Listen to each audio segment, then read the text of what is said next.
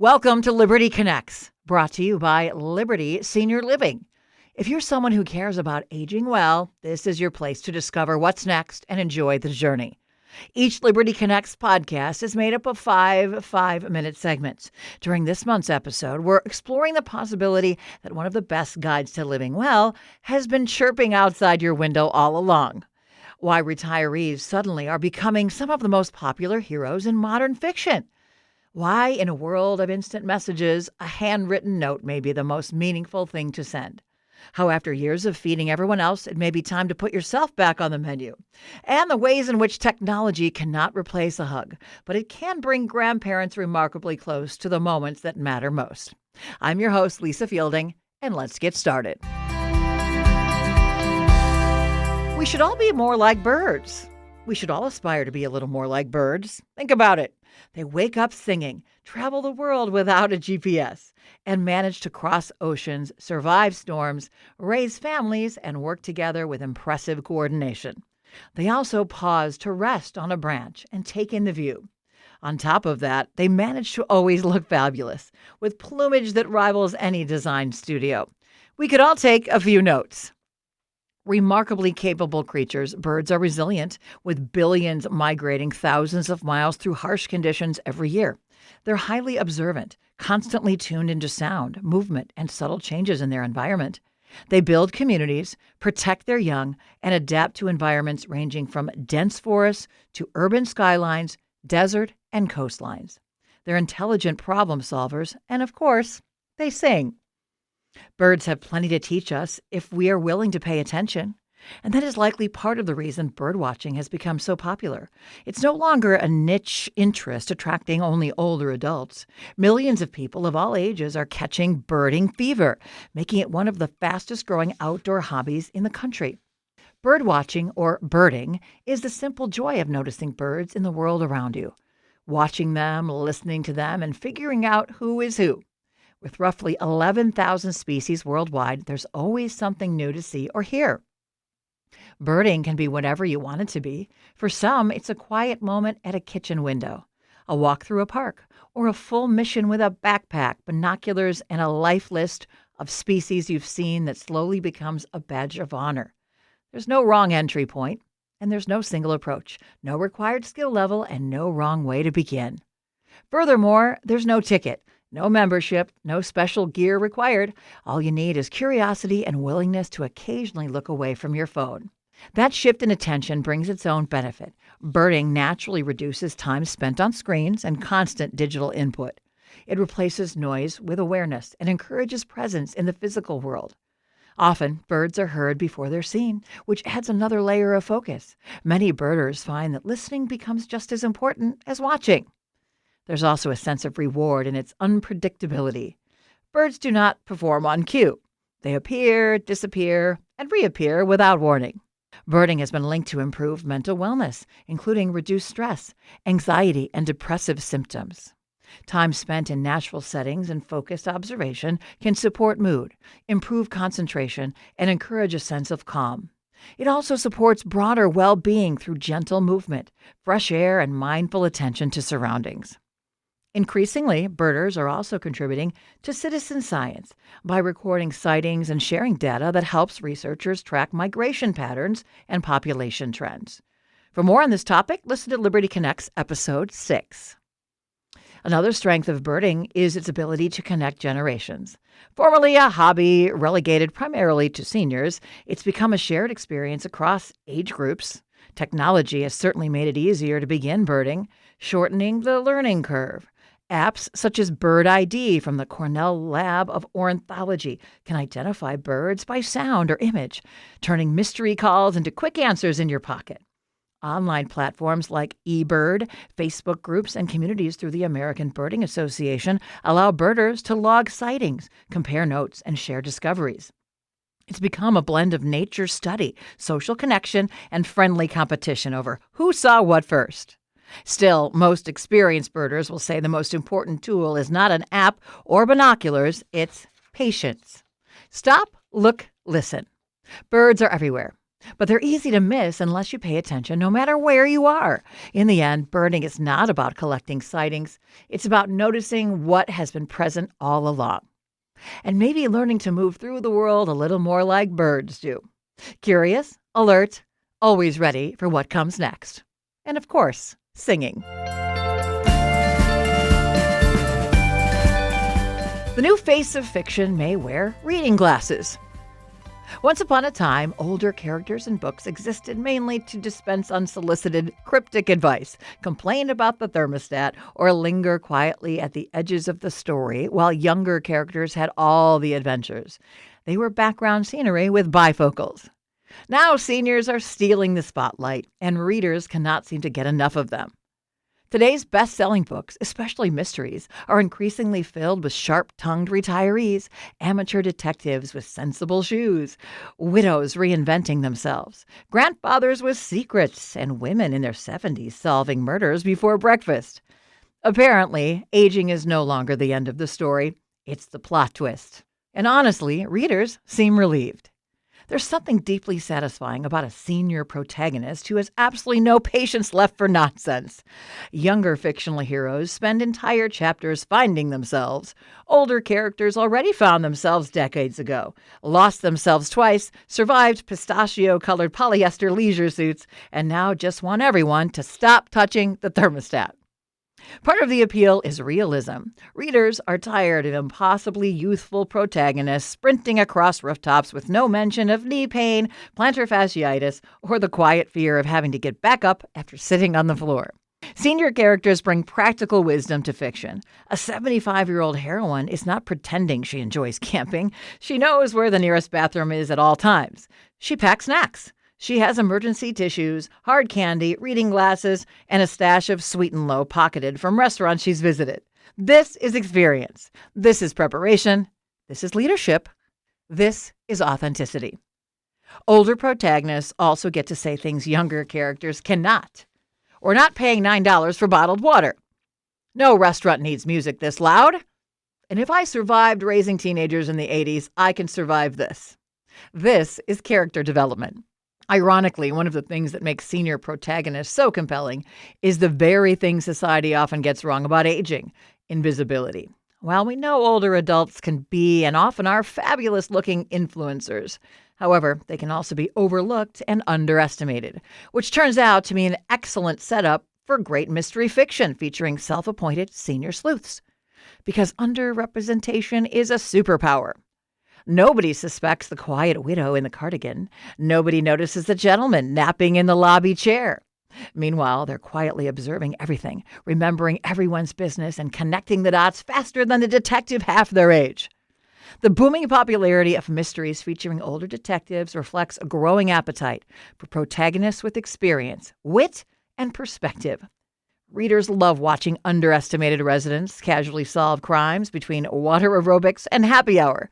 The detective may carry a pair of reading glasses, but she also carries receipts from 1987, decades of hard-earned intuition, and a lifetime of observation skills. She notices everything. Publishers once worried that books about older adults would not appeal to broad audiences.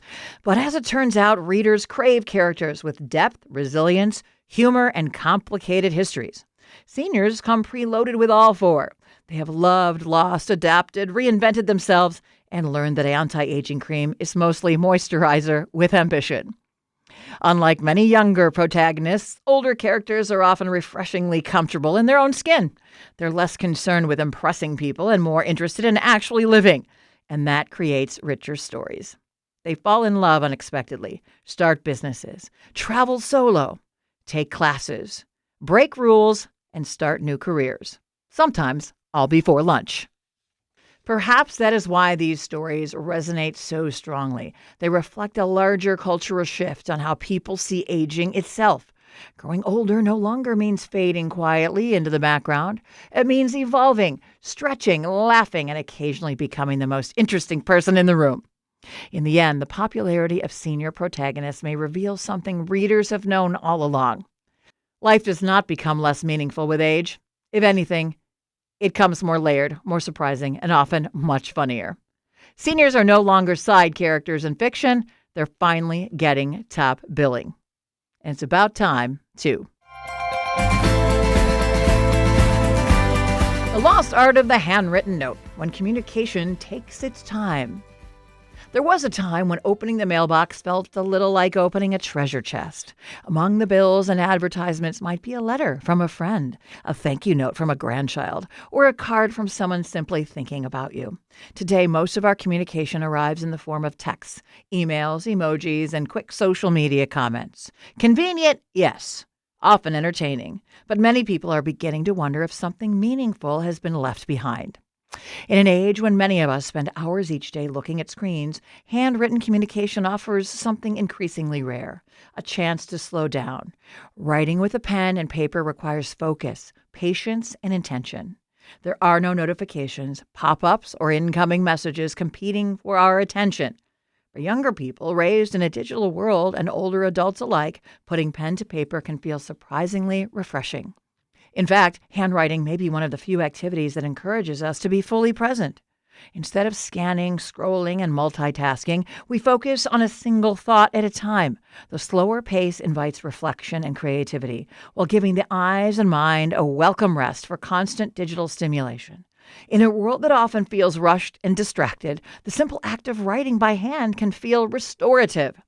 A recent New York Times bestseller, The Correspondent, has helped spark renewed conversation about handwritten communication. The novel is told through letters written by an older woman who largely bypasses texts and emails in favor of handwritten correspondence. Through her letters, readers are reminded that writing is about more than exchanging information. It's about creating connection.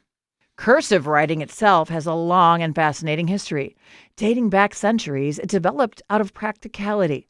The connected letters allowed people to write more quickly while reducing the need to lift the pen from the page. This mattered greatly when writing materials were fragile and every stroke carried effort and care. For generations, cursive was a standard part of school instruction. Over time, though, classroom priorities shifted toward keyboarding and digital skills, and cursive was often reduced or removed. It was widely assured there was no longer a practical need for it. But today, that view is changing. Some educators and researchers are once again recognizing the benefits of writing by hand, especially in cursive. The complex movements involved engage multiple regions of the brain. Some studies even suggest handwriting supports memory, attention, and mental agility, and may help maintain cognitive health over time. Beyond its cognitive benefits, cursive also preserves access to history. Diaries, letters, journals, and official documents written in script connect us directly to past generations. Without cursive literacy, those personal voices risk becoming harder to understand. And then there is the simple joy of receiving a handwritten note. It feels different the moment it arrives. Not just information, but intention. Someone chose the paper, took the time to write, gathered their thoughts carefully, and sent something that cannot be replicated with a quick message. In addition to writing notes, other ideas for using cursive include starting a gratitude journal and recording your family's history, traditions, and recipes. For intergenerational fun, share old family archives with your grandchildren and have them transcribe them into typed documents. Create a secret language, writing clues in cursive for younger people to decipher, or be part of an intergenerational pen-pal relationship. Remember, there is room for both the digital and the handwritten in our lives. After raising kids, you'd think someone else would handle dinner. Here's something to think about. For years, probably decades, you've been feeding other people. You packed lunches, you made family dinners, you reminded children to eat their vegetables. You convinced picky eaters that broccoli wasn't, in fact, a form of punishment. You worried about everyone else's nutrition. Then one day, the kids moved out, and somehow eat your veggies became a bowl of cereal counts as dinner, right? It's a surprisingly common shift. Once we're cooking for one or two people instead of a household, nutrition often slides from top priority to afterthought. The problem is that while our motivation to cook may change, our nutritional needs certainly don't. In fact, good nutrition becomes even more important as we age. It helps support energy, muscle strength, immune function, brain health, and overall well-being. Unfortunately, nobody gets excited about spending an hour preparing a balanced meal for themselves. But the good news is that healthy eating has never been easier. One simple strategy is to make healthy choices convenient.